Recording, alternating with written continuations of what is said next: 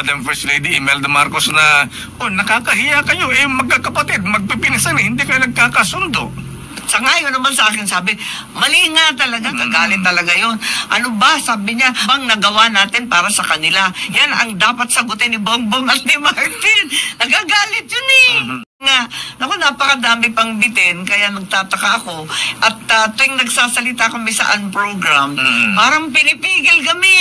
Kasi aabot yun sa mas mataas eh. Pataas ng pataas kasi ang tinutumbok. Susunod sa script. Nagagalit na nga yung ibang senador, may script daw ng Sarsuela to. Kita sa mga Ilocanong General natin, ano ba yung mga Marites at group chat? Maraming alingaw-ngaw nga na yung military talagang hindi na natutuwa. Medyo, medyo mainit ang ulo, ha?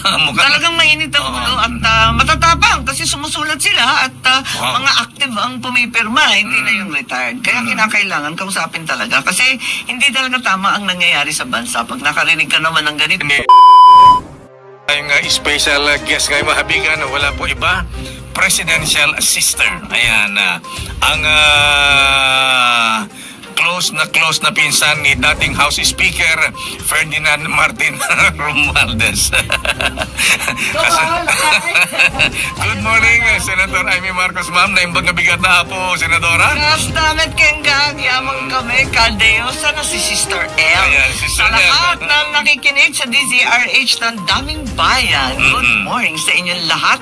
Gintong-ginto at talaga naman ang ating stasyon. Aba, mga Golden Daba Award trophy yan. Katutak naman na trophy. Ayan, isasanla natin yan. Sana nga. Laging tandaan, binabagyo. Ay, Lindol, Senator, katabi. Ano man ang problema, ay may solusyon. Ayan. At speaking of solution, Senator Amy, ma'am, unang-una po, ayan, ano nga ba ang estado ng administrasyon ng iyong ading ngayon? Ang sabi ni VP Sara unstable daw po ang Marcos administration. Ano po ang masasabi niyo, Senator Amy, ma'am? Ang masasabi ko, napakagulo. Talaga naman hilong-hilo na ang mga senador. Talagang napakagulo. Hindi namin maintindihan. At panay chismis sa katutok na Marites na magkakaroon ng palitan na naman sa Senado. Palitan na naman sa mababang kapulungan. Ano ba yan? Wala nang katapusan. Bardagulan ng bardagulan. Hindi na kami nakakapagtrabaho. Pero ako wala akong pakialam. Ako'y nakapagpasa na ng 2 bills na tinaasahan ko itutuloy pa sa cooperatives. Aba, anong bills yan, Senator Amy? Yung una, yung sa marine diversity, isang tratado sa yung clause. At makakatulong sana ito sa ating mga fisher folk para sila ay matulungan sa data research. At parating lang sinasabi, overfished, wala na daw isda. Sa ating dagat, buhaya na lang ang natitira sa Pilipinas. Ano ba yan? Teka muna, Senator Amy, ipapatawag daw po ang iyong pinsan na former Speaker Martin Romualdez at former Congressman Saldico sa Senate Blue Ribbon Committee. Ano promise? Sure ka? Ang balita, wala na daw Blue Ribbon tiklop na daw yung investigasyon. Yung announcement kagabi. Abay, bakit? Abay, ewan. Nakakatawa nga kasi pag parang hindi na ako naniniwala din sa investigasyon na alam na yung ending. Meron pag sine na alam mo na yung ending. Kaya nga, wala. Asan yung suspense doon? Parang bawal na umabot lampas ni Saldico. Hanggang doon lang. Tapos, pupukulan ka na. Quiet ka na. Pagbira naman yun. Kasi nagtatanong ako tungkol sa unprogrammed funds. Kasi ang parati natin tinitingnan yung listahan ng mga proyektong palpak. Diba? Tingin tayo ng tingin doon sa mga Hiwagang Ghost Project, Substandard, at iba pa. Pero may mga tinatawag na unprogrammed na napakalaki. Nasa 800 billion. Wow. At 700 billion. Ganyan kalalaki 1 trillion pesos na nga daw, Senator, ma'am, yung mga nagastos sa mga foreign assisted flood control projects. Isa pa yun. Yung dalawang yan, hindi pa natutumbukan, kaya bitin na bitin. Masama ang bitin. Kaya naman. So, yung unprogrammed na billion-billion, tapos yung 1 trillion na ginastos na sa foreign assisted project. Utang yan, ha? By the way, mga utang yan. Kaya nasisindak ako. Ba't ganon? Alam naman natin yung CDO River. Yung Cagayan de Oro. Pampanga Bay, Pasig Marikina River. Trillion ang ginastos. Sa Metro Manila, 9 billion 2025 pa lang. Bakit bahang-baha pa rin tayo sa bilyones na yan? Nasaan napunta yung mga perang yan? Na-wash out lahat? Hindi ba kayo mananawagan, matatawag ng audit, Senator Amy, kung paano ginastos yung 1 trillion pagkatapos na binabaha pa rin po tayo? Hindi ko nga maintindihan. Ilang bang zero yung trillion? Kalaki-laki ng mga pera, puros mga utang. Wala maipapakita. Sinasabi nila lagi, yung mga pumping station daw ang ginastos nila. Hindi nga umaandar puro barado daw ng basura kung ano-anong dahilan ng binibigay. Kaya para sa akin, bitin, wag nilang titigil muna yung investigasyon. Kailangan alamin natin. At walang mga sacred cows nga, walang bawal. Kung anong tumbukin ng ating mga testigo, kung anong sabihin, yun dapat iporsige. Walang ganyan, So, ang para sa inyo, dapat ituloy ang investigation ng Senate Blue Ribbon Committee. Yes, kasi hindi naman nagtatapos sa flood control. Nakita naman natin, may mga testigo pang gusto magsalita. Tapos may unprogrammed pa na hindi pa natatalakay. Tapos may foreign assisted pa na trillion nga. Naku, napakadami pang bitin, kaya nagtataka ako. At tuwing nagsasalita kami sa unprogrammed, parang pinipigil kami. Kasi aabot yun sa mas mataas Patas ng patas kasi ang tinutumbok Hanggang saan sa itaas yan? Ewan, kaya nga, wala tayong magagawa. Talagang ganyan ang investigasyon. Kinakailangan alamin kung ano yung nangyari, ano yung totoo. Huwag pagbabawalan. Huwag susunod sa script. Nagagalit na nga yung ibang senador. May script daw ng Sarsuela to Oo nga daw, DDS script daw. Ayan nga, ano ba yan? Kaya, hindi maganda yung nangyayari. Gulong-gulo na kami. At bubuhayin na naman daw yung impeachment, bubuhayin na naman daw yung chacha, tapos may alingaw-ngaw pa ng martial law. Ano ba? Magulo na nga. Linilindol na ang Cebu, ang Bugo City. Andito pa tayo nakikipagbardagulan. Speaking of mga impeachment at gulo-gulo, Senator Amy, ano nga ba ang nangyari noong September 21? Muntik na nga bang plinano nga bang lusubin ang Malacanang at muntik na nga bang madiskaril ang administrasyon ng yung ating Pangulong Bonget? Ano bang balita sa mga Ilocanong general natin? Ano ba yung mga Marites at group chat? Maraming alingaw-ngaw nga na iski yung military talagang hindi na natutuwa. At pinagkakait yung 350 pesos na binibigay sa kanila. Naku, kaliit tapos naririnig nila, pinupusta nila yung buhay nila. Ang ating mga AFP police parating natatanggal sa budget. Yung mga pensyon, lahat yan na inaasahan nila, tinatanggal lagi sa budget, samantalang kung ano-anong kalukuhan, bilyon-bilyon na pinapasok. Yan na nga. At yan ang problema talaga. Noong 21, ano ba anong balita? Yung sa Camp Aguinaldo? Yes, so, ano bang sabi ninyong former AIDCAMP, NICA Director General Manong Dick De Leon, pati mga junior officers na po, medyo, medyo mainit ang ulo, Talagang mainit ang ulo at matatapang kasi sumusulat sila at mga active ang pumipirma, hindi na yung retired. Kaya kinakailangan kausapin talaga kasi hindi talaga tama ang nangyayari sa bansa. Pag nakarinig ka naman ng ganito. Sa totoo lang, galing akong Korea, meron kaming conference tungkol sa climate change. Inggit ako lahat ng bansa kung ano-ano ang ginagawa. Meron silang long tunnel sa KL, sa Malaysia. Merong kanal dyan sa Bangkok, hindi na sila binabaha. At nakakahiya, tinatanong sa akin kung ano daw nangyayari sa Pilipinas sa climate change at sa flood control. Ano ba isasagot ko? Pati yung hapon ang sabi, paano ba babayaran yung mga utang sa Ayan. JICA? Naku po, ano ba sagot niyan? Sabi nga natin, Bubit, nung daw taga-JICA, sinita ang iyong ading, Pangulong Marcos, namulaw. How can you pay us? Kaya nga. Ganito ang nangyayari sa atin. Kaya nga. At yun nga, yung balita na nagsalita nga yung presidente ng Korea na yung KOICA naman, yung mga utang naman sa KOICA, ihinto na. Wow. Kasi wala kang pambayat at mauubos rin lang daw sa Corruption. Aray ko. So, ano ang nakit niyong IME solution, Senator IME, sa ganitong Hindi sitwasyon? na nga, wala na nga IME solution, IME consumption. Ang hirap talaga. Ano ba itong nangyari sa atin? Huwag Talagang- tayo surrender. Kailangan Unang-unang, masasabi ko, mali. Mali talaga yung sinasabi na tigilan lahat-lahat ng flood control. Eto na nga, pinabaha yung mamayan. Huwag mo maitigil. Gawin mong maayos. At wag naman isiro yan, yung Parañaque Spillway na dekada 70 pa, pinag-uusapan na, nakaplano na yung dredging ng Laguna de Bay. Parang maliit pa ako. Yan ang kwento sa Malacanang, pati yung river basins, yung 17 major river basins. Ang tagal na natin naririnig yan. Tapos, di ba dapat yung investigasyon ng Senado in aid of legislation, tapos na yung in aid of election. Kaya, sana kung legislation, tignan natin talaga mula sa procurement, pre-procurement, talagang sa implementasyon, sa audit, lahat tignan one by one. Siyempre, higit sa lahat, kasagsagan ngayon ng budgeting mula sa House, papunta na ngayon sa Senado, talagang yung mahihiwagang insertion na yan, talagang tignan ng maigi. Bakit naman insertion? Kasi ang pangalan, sa pangalan pa lang, bastos na eh. Ang sagwa mas maganda intindi niyo insertion kaysa amendment. Amendment. Ano ang pinagkaiba nun?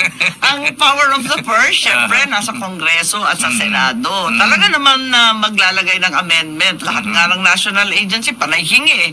Hingi ng dagdag. Alam naman natin, parating kulang. Pero totoo nga bang halos lahat daw po ng Senator Amy ay nagkaroon ng insertion dito sa project sa Inaaway nga namin si Senator Ping eh. Parang hindi naman siya nag-a-amend. Kapag siya, institutional amendment. Kapag kami, insertion, hello. Hindi. Ano bang pinagkaiba nun? Hindi. Ang trabaho talaga ng senador, alam naman niya, at alam namin lahat, ay katulad rin ng mga kongresista, tignan yung budget ng Pangulo at ayusin, dagdagan, bawasan, pakiusapan. Gano'n naman talaga yun. Kaya may pagbabago mula sa pag-submit ng presidente sa SONA hanggang sa pagdating ng December, yung final na budget. May pagbabago talaga doon. Hindi naman ibig sabihin yung 100 billion insertion, ninakaw lahat yan ng senador at congressman. Hindi naman ganun yun. Yung iba, katulad ng nabanggit ko kanina, yung mga pensyon, yung NBI, yung kasama ko pa nga si Senator Lacson yung pagdagdag namin doon sa Veterans Memorial Budget, kaliit-liit, ang dami-daming nangangailangan at tumanda na at nagkasakit na mga sundalo. Yun nga, dinadagdagan talaga namin kasi kawawa naman. Tapos, hahanapan mo syempre ng pera yun sa ibang budget. At saka siguro, ma'am, okay lang na magkaroon na yan. Si Senator JB, galit din kahapon. Yan, inaamin niya, meron sa insertion. Pero hindi sa flood control project. Wala, hindi sa ganun. Bakbira naman. Kung minsan, may flood control sa Ilocos Norte, hindi natin mapagkakaila. Halimbawa sa Solsona. Paano ka naman, puros bundok doon, nawawash out, nalalandslide.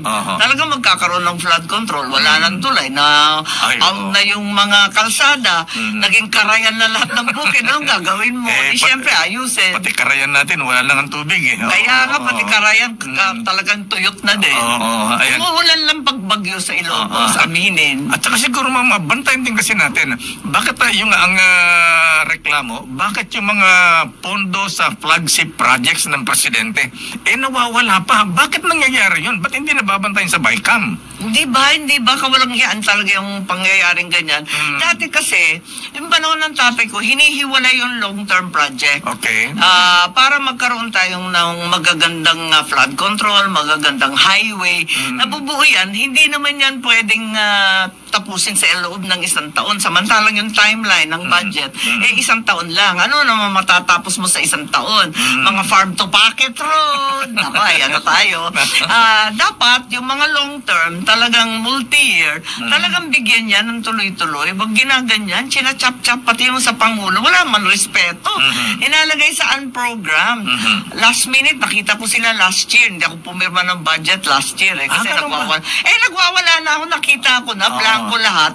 Tapos yung mga flagship project, ano naman ipapakita? 3 taon na, wala pang malalaking project. Kasi nga, tinastas yung bilyon-bilyon na para sa flagship.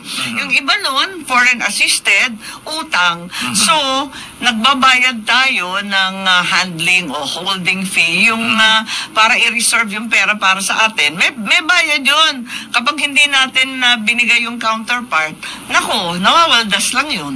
Sino ba mga nagbandi-obra ng budget? Ewan ko, pinagtanggal-tanggal lahat ng FAPs ng Foreign Assisted Project, linagay sa unprogram.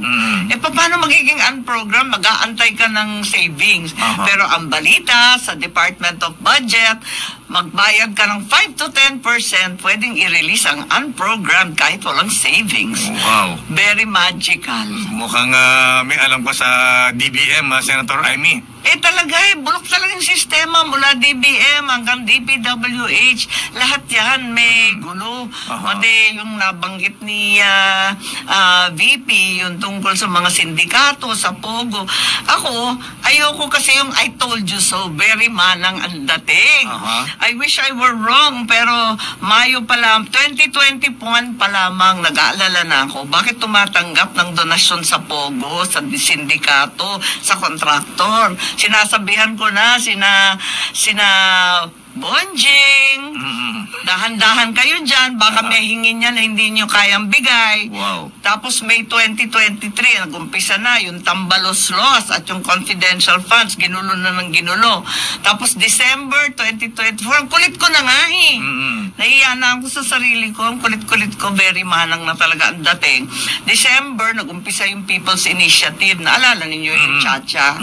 O ako na naman ang starring doon, ako yung kontrabida, kakainis. Nung naudlot yun, impeachment naman kami, tapos pinagpipilitan na naman na ilagay ang politiko sa ombudsman. Ang sagwa naman talaga. Ayaw ba si Seka Boying na mapunta ng ombudsman? Nako, mahirap yata kasi may kaso naman siya. May kaso siya mismo sa ombudsman. Tapos siya yung maghahator bilang bagong ombudsman. Tama ba yun?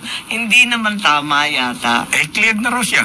Oo nga, biglaan na cleared in 1 minute. Nagulat naman ako. Samantalang alam ng lahat sa opisina ng ombudsman na nakatenga pa rin ang kaso niya.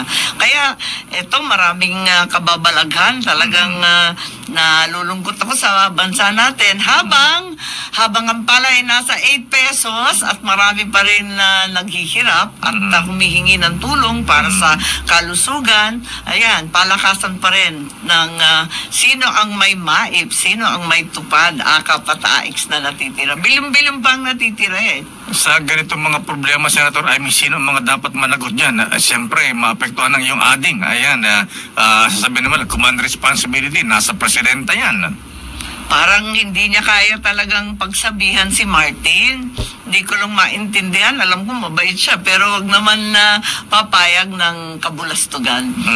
Kung talagang pinsan mo at siya ang tinutumbok ng investigasyon, wala tayong magagawa. Tigisan to. Ikaw naman ang manang, hindi ba sila nakikinig sa iyo? Dapat sabi ko siya, 2021, gagawin na ako dyan Pero hindi nga ako masyadong pinapansin. Pero palibasa, mahal ko naman yan kahit papano, kahit nagagalit siya sa akin. Gusto ko talaga na maisaayos kasi ang sagwa naman itong nangyayari. Ayan na, hindi ba nakikialam? Hindi ba kayo pinagsasabihan ni Madam First Lady Imelda Marcos na nakakahiya kayo, magkakapatid, magpipinsan, hindi kayo nagkakasundo? Yung nanay ko, talagang politiko sa lahat sa amin, kahit sa tatay ko, yun ang politiko sa lahat. At alam niya na hindi tama ang nangyayari. Parating tinatanong sa akin, papagalitan muna ako, sasabihin, huwag mo naman awayin si Bongbong. Sabi ko, hindi ko niya away. Sinasabi ko lang, mali itong prinsipyo, yung mga policy at yung mga tauhan niya, nagkakalat, lalo na yung Martin na yan. Pagkatapos, yung nanay ko Sa ngayon naman sa akin sabi, mali nga talaga, ba't hindi tinutulungan ng tao? Bakit kung ano-ano ang inaatupag? Nagagalit talaga yon. Ano ba? Sabi niya, mabait ang Pilipino sa atin. Talagang binigyan tayo ng lahat ng biyaya sa mundo. Ano bang nagawa natin para sa kanila? Yan ang dapat sagutin ni Bongbong at ni Martin. Nagagalit yun eh. Hindi ba nagbibigay ng unsolicited advice, ika nga? Siguro walang may gusto ng unsolicited advice. Ay, nako talaga. Tapos nakakatawa nga, sabi ko, ano ba ito? Pakonti na ng pakonti yung family reunion. Ako ang unang na outside ako Lambo. Pagkatapos nun, ayan si Toby. Nung sinisisi na sa kanya yung alyansa nung eleksyon, abay nagalit na. Pagkatapos noon, nag-disappear na si Martin sa katutak niyang eroplano. Sabi ko, ilan na lang kaya ang pupunta sa family reunion ng Pasko? Ayan. So itong mga wealth na ito na mga sinasabing di malaman kung saan kinuhang pondo, ano ang mangyayari dyan, Senator Ma'am? Dapat ba ma-confiscate ang mga ito? Nakakatawa nga yung sinasabi ni Secretary Boying. Pinagpipilitan niya na isoli muna bago maging state witness o witness protection. Wala naman sa batas yun, sa bagaling yun. Pero tama, ang pakay na talagang dapat ibalik. Kung ano man ang pwedeng i-attach at kunin, kumpiskahin ng gobyerno, kunin na ngayon pa lang. Yung mga magagarang eroplano, yung never heard, nakakaiba mga Bugatti, ano ba yung mga sasakyan na nakakasindak eh.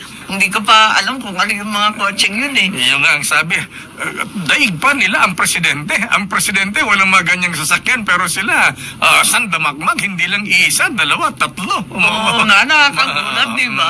At yun nga, yung mga nepo babies, nepo wives, ano ba yung mga naririnig natin? Grabe naman, nakakagulat. Talaga naman, tapos sasabihin na mahirap ang ating bansa. Mahirap ba yan? Kayaman-yaman ng mga leader? Ayan.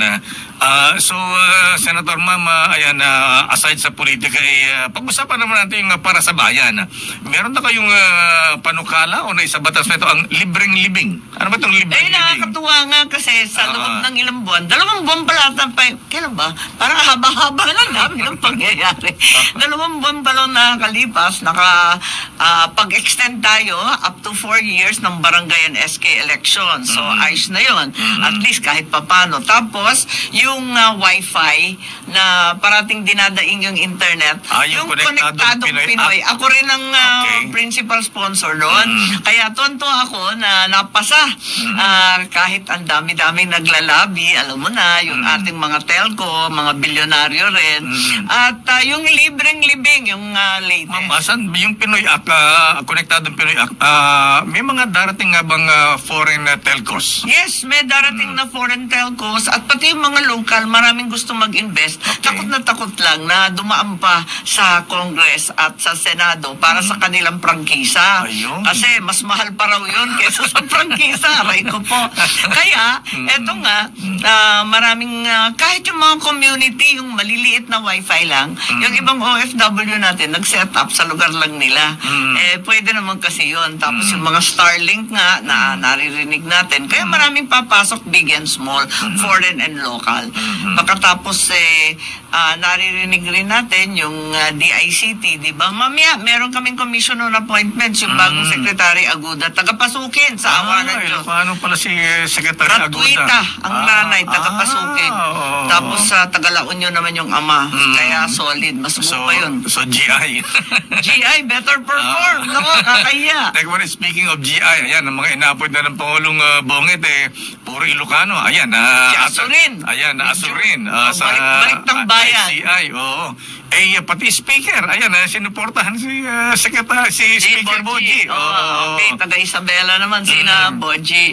Ayun, inaalala ko lang, bait-bait ni Boji. Isa pang bongbong yan, napakabait.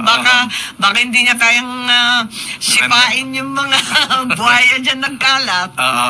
Ayan, Ma'am, isa pa ang ICI, ano masabi niyo na ayaw isa publiko yung hearing? Yung hearing, dapat isa publiko na yung mga hearing. Ano ba namang tinatago natin? On one hand, syempre, alam ko kung magkukwan sila, magtitipon-tipon, i-analyze yung datos, kailangan private yun. Pero kapag hearing, public hearing nga ang buong salita. Di dapat public. Kayang-kaya naman i-live stream. Alam naman ninyo, blockbuster lagi mga hearing ngayon. Ba't sa Senado, Senate Blue Ribbon Committee, live, bakit na hindi pwede sa ICI? Yun nga. Tapos nag-pack up na si Mayor Magalog. Ayan, isa pa. Yan. Kaya medyo nagtataka kami kung bakit. Ang balita kasi dapat hanggang kay Saldico lang daw Ganun ba? Meron bang ganun? Meron bang tinuldukan na Hindi na pwedeng umabot kay Martin Romualdez. Ba't ganun? Kung hanggang kay Congressman Saldico, former Congressman Saldico, sa palagay mo, ano ang reaksyon ng ating mga kababayan? Siyempre, magagalit to. Obvious naman na si Saldico, hindi naman niya kayang gawin yan kung walang order, ano? At saka, magpapahuli pa kayang buhay si Congressman Saldi. Nag-resign na. Ilan ang eroplano. Makakabili ng passport. Paano pa natin dadakipin yan? Ayan. So, kayo ba naniniwala na si Speaker Martin kasama dito kay Congressman Saldico? Yun ang sinasabi niya, yun ang sinasabi ng kontratista, yun ang sinasabi ng DPWH. Paano tayo hindi maniniwala? Kadami-dami nagsasalita. Sa ganitong issue ng korupsyon na Senator Amy Mama, ayan, pati nga ang military, although na sinasabi ni Secretary Gibo ng Defense na intact ang AFP, pero hindi po natin maiwasan na may unrest dyan po sa hanay ng AFP. Ano po ang yung panawagan? Tayo pa sa dinami-dami ng taga-norte, naririnig natin lahat ng mga GC nila talagang diskumpiyado. Hindi sila happy siyempre sa liderato, kay General Browner, yung younger officers talagang agrabyado ang sitwasyon nila. Hirap din sila. Kaya, ayun, kinakailangan talaga alamin kung bakit at solusyonan sa lalong madaling panahon. Hindi pwedeng ganito, hindi tayo uusad ng ganito. Ayan, Senator Amy Mama, pwede ba ito? Ayan, kayo ay matagal na mambabatas, naging kongresuman, senador. May mga nagmumukay sa issue talagang na korupsyon ngayon sa Senado at Kamara. Pwede bang buwagin na ng presidente ang Congress at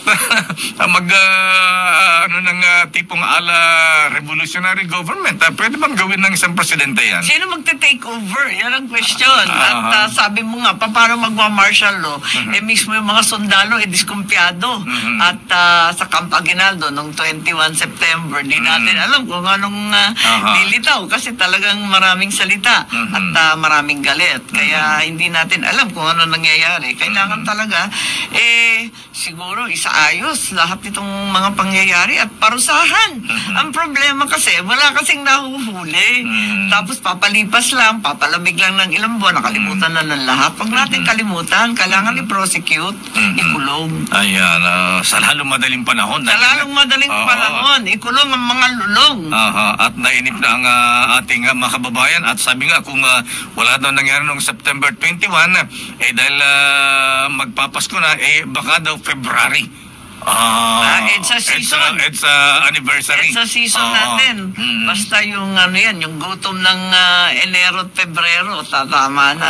Di ba alam, ang hirap naman ito kasi parating sinasabi sa atin, Paskong tuyot na naman. Oo nga po. Ano ba naman Anyway, Senator Amy Mama, ano po ang inyong panawagan sa ating mga kabayan sa harap ng mga problemang kinakaharap natin?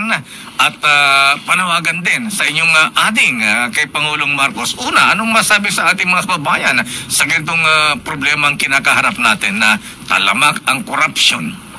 Well, para sa akin, kahit nag-aaway-away, nag-uumpugan, nagbabardagunan ako, steady lang ako, magtatrabaho pa rin ako, tuloy-tuloy. Eto nga, yung konektadong Pinoy, tututukan ko yung IRR para bigyan ng wifi lahat ng estudyante at may sakit para may telemedicine. Ganun din yung ating problema sa iba't ibang issue, katulad ng libreng libing, hindi ko pa natututukan yung mga PWD. Ako, steady lang ako. Sino man ang liderato, sino man ang bossing namin sa Senado, tayo. Ako trabaho lang ng trabaho. Kayod lang tayo kasi ang dami nangangailangan ng tulong. At sa inyong lahat, tagyaman kami, Kadeo, at sa lahat ng nakikinig, damdaming bayan. Ayan, good morning pa rin. Panghuli, Senator, alam ko hindi kayo nagkakausap ng Pangulong Marcos. Ayan, through sa ating programa, baka may advice kayo, payo sa inyong ating Pangulong Bongbong Marcos sa ganitong kinakarap natin mga problema ngayon. Okay, at talagang maaari sana sa aking kapatid, etong lahat ay nangyari na. Dapat natuto tayo ng mga leksyon. Kaya kung may investigasyon din noon, hindi ba? Meron ring Agrava Commission, ngayon may commission din. Hayaan natin na lumabas ang totoo. At yung mga halatang halata na, yung obvious na isang bundok na ang ebidensya, ikulong na, now na, i-prosecute, wag na mag-imbestiga pa, ikulong na, kasi kitang-kita naman ang ebidensya. Huwag tayo maghintay, talagang naiinip ang bansa at maraming gutom. Senator Amy Marcos, ma'am, maraming salamat. Diyos Agina na imbang bigata, apo. Thank you very much. Laging tandaan, kahit linilindol, binabaha tayo, ano man ang problema, ay may solusyon. Maraming salamat. Lakay, Diyos Agnina. Diyos Agina, ma'am. Senator Amy Marcos, ang chairperson ng Committee on Foreign Affairs.